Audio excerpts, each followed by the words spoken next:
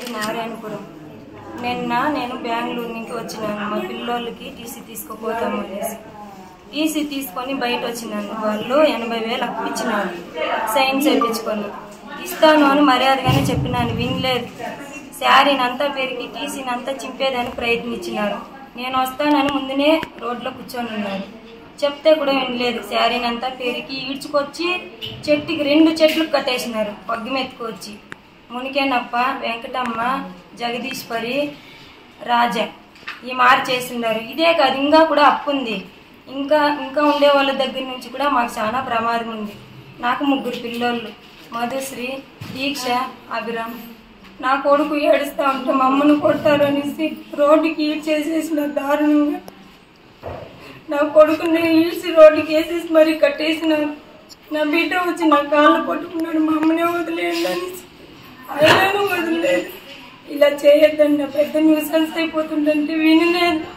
నా మొగుని చేసినారు. ముందు నా మొగుడు భయపడుకొని వెళ్ళిపోయినాడు. అప్పుడు చెప్పింది వద్దు, పెద్ద న్యూసెన్స్ అయిపోతుందని వినలేదు.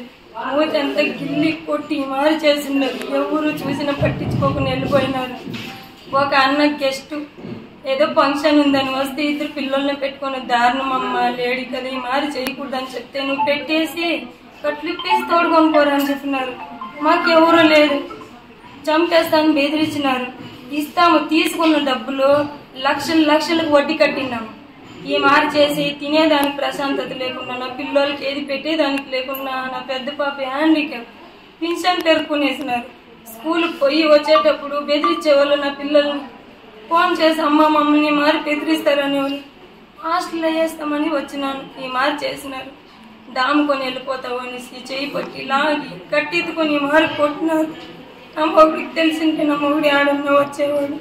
నా మొగుడికి భయము, అప్పుడు బాగా బతికినాను. నా మొగుడు ఈ చేసేసి నా కొడుకు అడుక్కున్నాడు, కొట్టొద్దని మా అమ్మ నేను ఇంట్లేదు.